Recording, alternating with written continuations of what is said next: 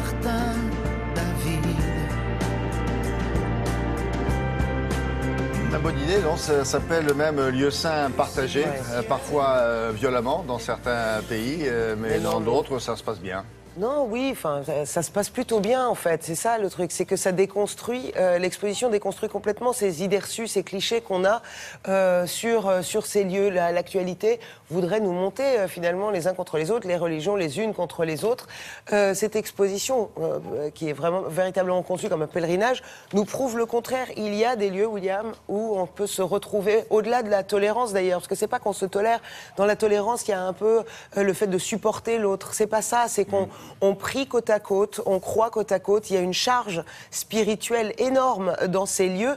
On est incapable aujourd'hui de dénombrer ces lieux tant il y en a, et il y en a dans tous les pays. Alors évidemment, je vous ai trouvé, il y a la synagogue Griba, donc en Tunisie, il y a le monastère Saint-Georges en Turquie, et votre préféré, je suis sûr que le nom, vous allez l'adorer, c'est le Notre-Dame de Zeytoun, en Égypte, voilà. Ah oui. Exactement. Notre-Dame de Zeytoun, c'est vrai que c'est étonnant. Mais il y a des lieux, il y en a même à Ispahan, d'ailleurs, en Iran. Ça ferait plaisir à Frédéric, notre collaborateur. Bien sûr. On va l'appeler Notre-Dame, d'ailleurs. Notre-Dame, maintenant, à partir de... Exactement. Okay, donc voilà, au-delà des conflits, où sont ces lieux qui réunissent à travers à peu près une centaine d'objets? Vous allez voir, manuscrits, œuvres d'art classiques, modernes. On vous prouve que ça existe. Regardez.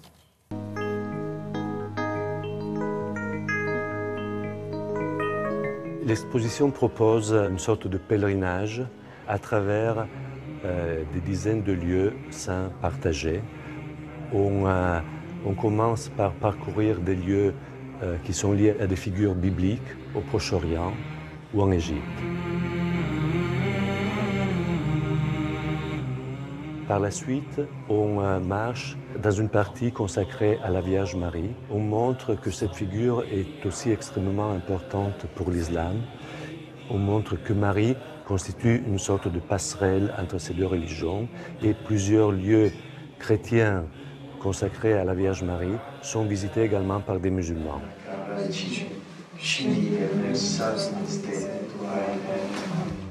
La troisième partie nous invite à voyager à la rencontre des saints. On montre un certain nombre de sanctuaires qui sont consacrés à des saints.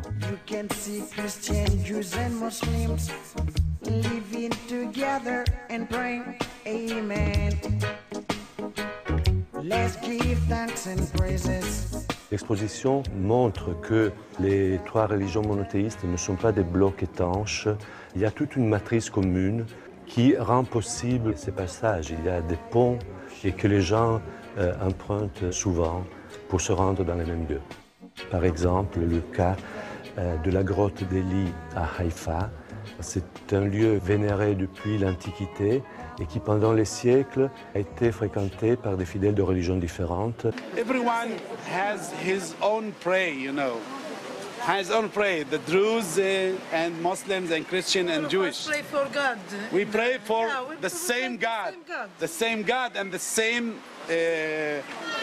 prophet that was here, you know. Aujourd'hui, la religion est kidnappée par des groupes extrémistes qui se l'approprient pour justifier des actes barbares.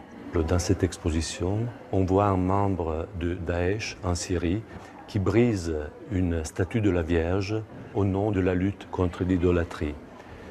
Et on voit aussi la réaction d'enfants musulmans d'une école syrienne qui font un dessin où ils collent les morceaux de cette statue de la Vierge, ce qui nous laisse un peu d'espoir, même dans cette situation tragique.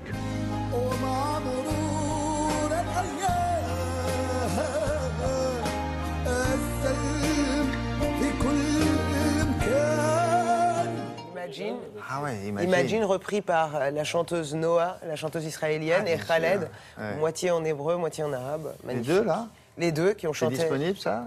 C'est bien, ça. C'est disponible, je vais vous l'offrir. Vous avez jusqu'à fin août pour aller voir cette exposition magnifique sur le Vieux-Port, lieu de brassage multiculturel, le Mucem à Marseille. Merci beaucoup. Dans quelques instants, l'actualité du théâtre et celle du cinéma. À tout de suite. Télématin, c'est partout dans le monde. Ça fait beaucoup de gens.